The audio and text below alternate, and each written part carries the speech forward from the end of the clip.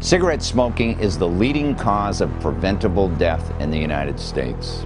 It causes serious illness among an estimated 8.6 million persons. It costs $167 billion in annual health-related losses, and it kills approximately 438,000 people each year. Worldwide, smoking kills nearly 5 million people annually. If current trends continue, this number will double by 2030, and smoking will kill more than 1 billion people during this century. Although smoking prevalence is decreasing slowly in the United States and in some parts of the world, it is increasing sharply in other regions and among certain populations, especially in developing countries and among women. This is despite the fact that health risks of smoking have been suspected and publicized since shortly after tobacco was first introduced to Europe 400 years ago, and these risks have been scientifically proven for at least the last half century. Smokers and their families and government entities have been filing lawsuits against tobacco companies for more than 50 years.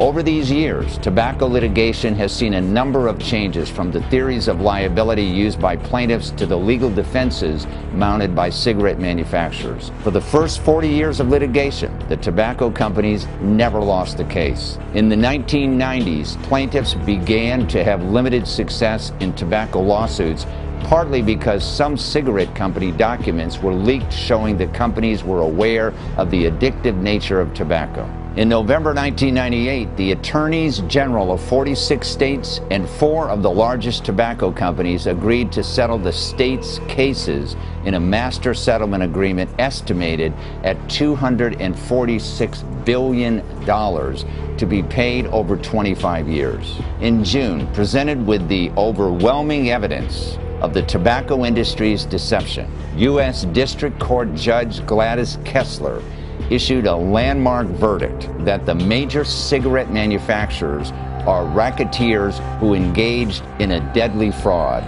In June 2010, the United States Supreme Court allowed Judge Kessler's verdict to stand. In her final opinion, Judge Kessler found that the tobacco companies' wrongdoing continues. Their continuing conduct misleads consumers in order to maximize defendants' revenues by recruiting new smokers, the majority of whom are under the age of 18, preventing current smokers from quitting and thereby sustaining the industry. Defendants have marketed and sold their lethal products with zeal, with deception, with a single-minded focus on their financial success and without regard for the human tragedy or social cost that success exacted. Today, the Insider Exclusive goes behind the headlines in Tobacco Secrets Exclusive to examine how Steve Scheller, founding partner of Scheller PC, successfully devised an ingenious theory used by Judge Kessler to go after the tobacco companies, claiming that the cigarette companies knowingly defrauded consumers and sought an injunction regarding light or low tar and nicotine cigarettes. Steve focused his arguments on state consumer protection statutes, and knowing that the health issues of each individual would make it impossible to create a class action lawsuit, but still wanting to bind groups of people together in their effort to punish the tobacco industry for its fraud, he instead went after the tobacco companies for consumer fraud on the notion that consumers did not buy the kind of product they thought they were buying. Plaintiffs in these cases alleged that the tobacco companies advertised light cigarettes as being healthier and safer than regular cigarettes, when in fact they are no safer than non-light cigarettes. In fact, 60% of smokers believe the terms light and ultralight refer to low tar, low nicotine cigarettes. More than 160 countries have signed the World Health Organization's Framework Convention on Tobacco Control, which prohibits the use of descriptors that may create the false impression that a particular tobacco product is less harmful than other tobacco products. Research proves that light cigarettes deliver the same amount of tar and nicotine and carbon monoxide to smokers as standard brands, partly because testing machines do not burn cigarettes the same way cigarettes burn when actually smoked by a person. Steve's efforts resulted in a record-breaking $10 billion decision in Price versus Philip Morris in 2003, earning Steve the title King of the Light Brigade. On December 28, 2010, the Minnesota Court of Appeals ruled to allow a lawsuit to proceed that claims that manufacturers of Marlboro light cigarettes misled smokers by marketing low tar as a healthier form of tobacco. The lights frauds could be the largest fraud perpetrated on consumers in the United States. The United States government took up Steve's discovery of key documents and strategy and sued the tobacco industry in Washington, D.C. And on June 22, 2010, the United States Food and Drug Administration took action to end one of the deadliest consumer frauds in history.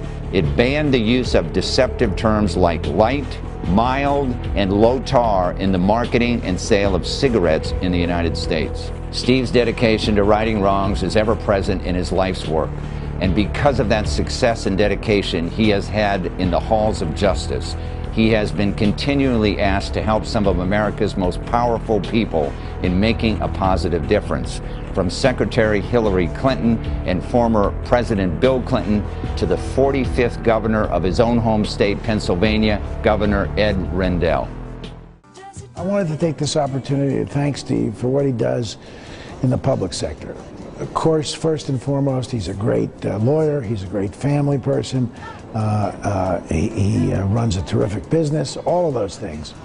But Steve loves politics, loves government, understands that with all its warts, it's the only way to get things done, to make real change happen in this country.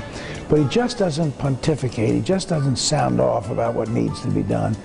He puts his money where his mouth is, and he puts his energy and his work product where his mouth is. Hi, I'm Steve Murphy, and this is the Insider Exclusive, live from Philadelphia, Pennsylvania.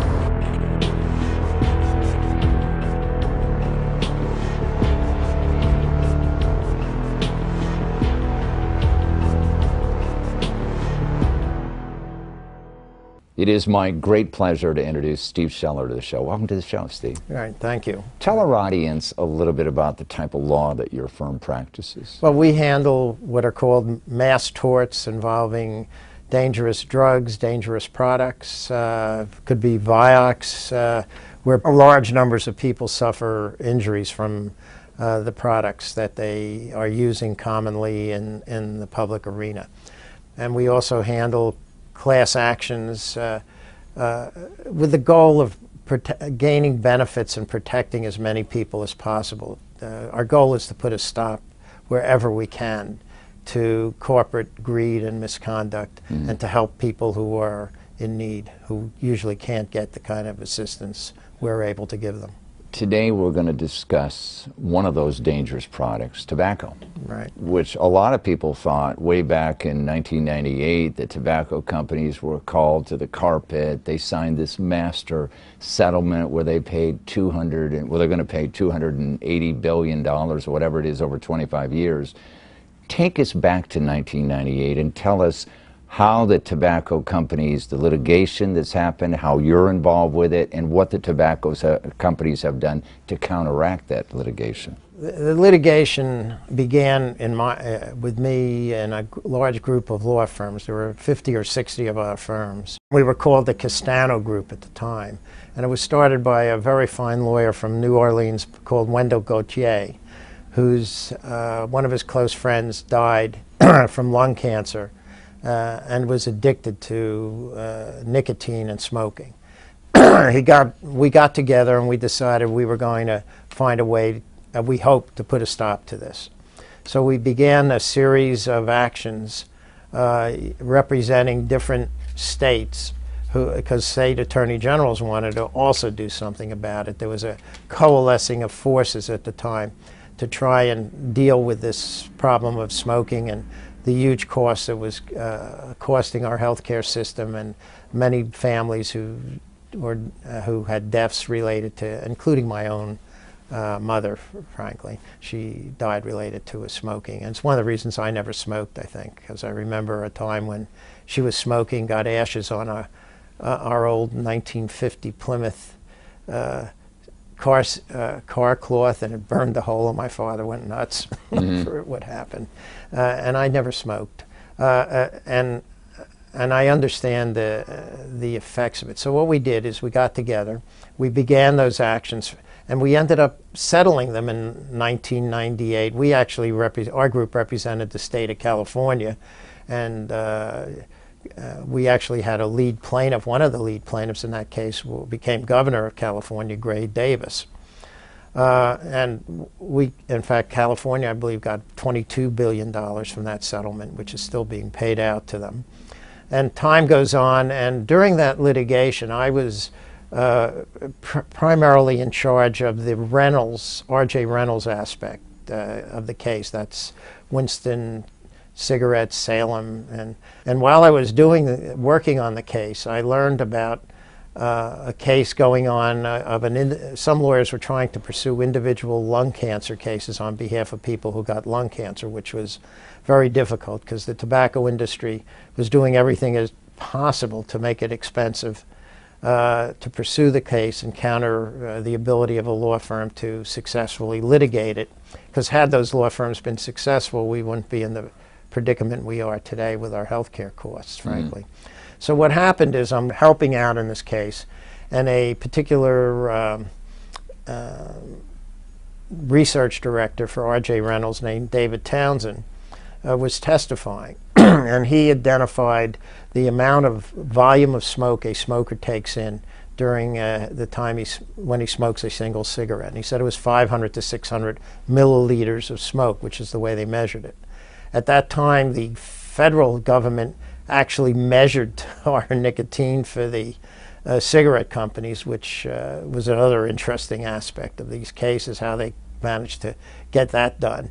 But they only measured 35 milliliter puffs and no more than 8 to 10 puffs for cigarettes. So the average smoker, according to the federal government, was only smoking 350 approximately milliliters of smoke. And I heard Townsend say, well, it's actually 500 to 600 milliliters, which means essentially you got twice the amount of nicotine that they claimed you were getting in the terms of the measurement. And I began looking at that from that point forward.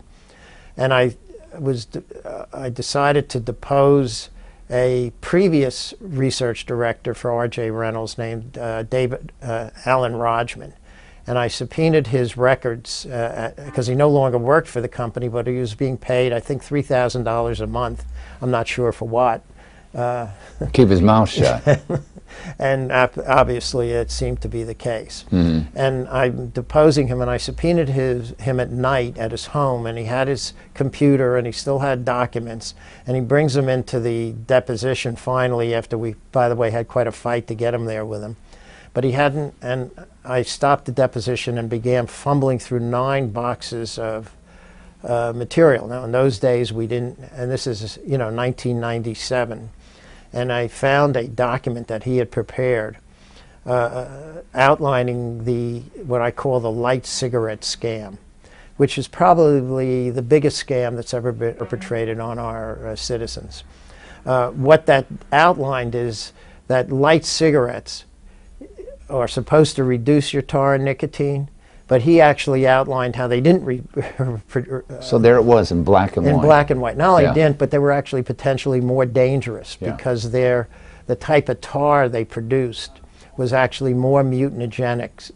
In other words, more dangerous. And in addition, we learned that they used ciliostats and things like that to freeze your cilia, so that when you smoked a light cigarette, you would end up inhaling the cigarette and holding the smoke in the lungs for longer periods of time because you didn't really feel the graininess, and I wouldn't know how it felt because I didn't smoke, but I know that one cigarette I tried years ago was pretty annoying. Tell us what was real interesting in this document. Well, what was interesting in this document and in some other documents that I got that day was the outline of what I call a major fraud. In other words, light cigarettes are not safer than other cigarettes. And they said that in there. It said that. He said they're more likely, the actual words in the document said he said they're more likely to mislead the smoker than to provide useful information. And one of the things I found in those documents was a statement that if we lower tar and nicotine too low, smokers will be able to wean themselves from smoking. So I asked Mr. Rodgman, I said, what did you mean by wean? And you could see him twisting his hands, and he said in the deposition, Mr. Scheller, you know what I mean.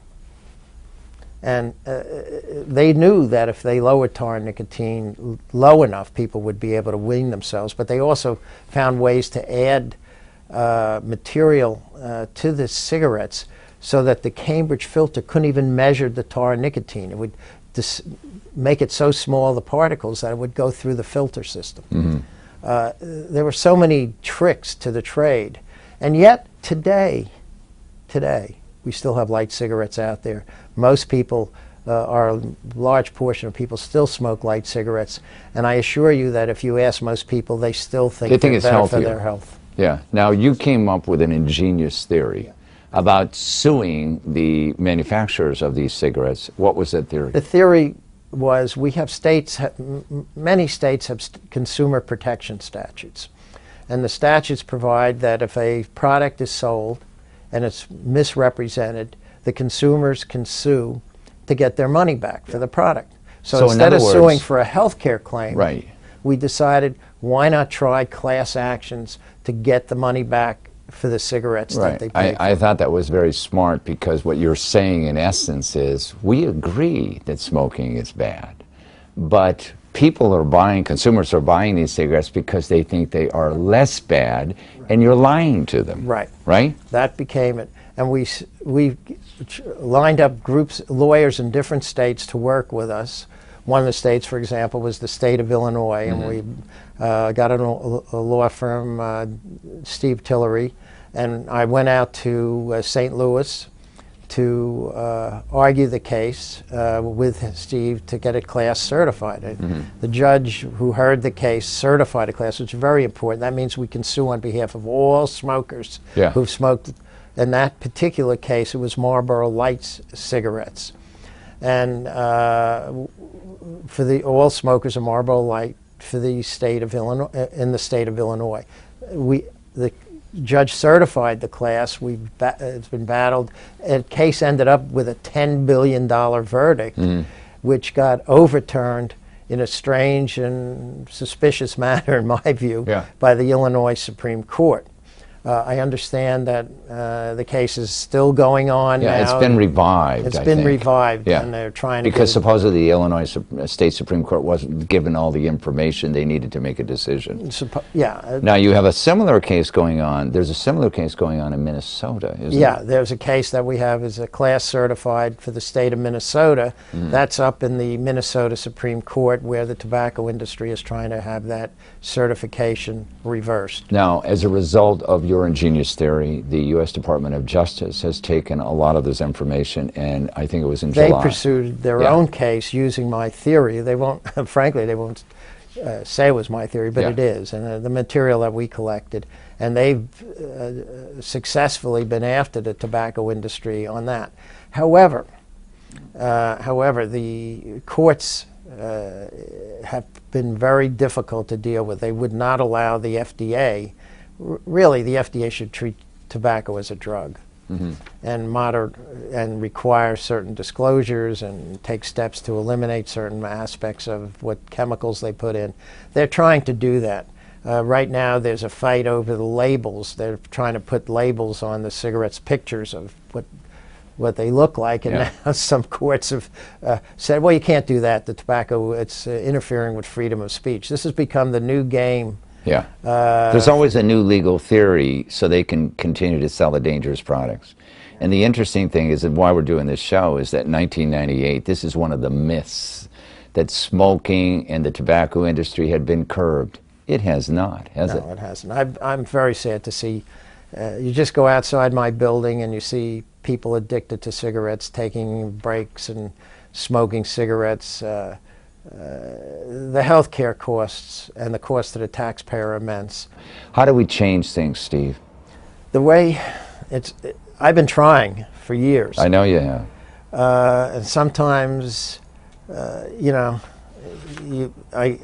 sometimes start to wonder, do I need an antidepressant, which I wouldn't touch with a 10-foot pole, because they're particularly dangerous. But I think the way we change things is we stop lying to ourselves and we put a stop to these misleading representations. Allowing them to sell these things deceptively. Yeah. We put a stop. Yeah. We make truth. You know, I think it was Justice Brandeis or Cardozo said sunlight is the best disinfectant. Mm-hmm. And right now, truthfulness is the best disinfectant that I can think of. And also recovery for smokers. In other words, right now the only place you can really collect on a personal injury case for smoking is Florida. Mm-hmm. They have some very diligent lawyers did something. That's the only state in the country that I know of, you know, other than the Attorney General's cases. And now my light cigarette theory, they're trying, you know, it'll take another generation probably before those cases will bring fruit back to the taxpayers. Well, the Insider Exclusive thanks you for all of your efforts, and we thank you very much for appearing on this show, because what you're doing is of benefit to every American. Thank you. Thanks for joining us. You can get more information about our guest and the issues at insiderexclusive.com.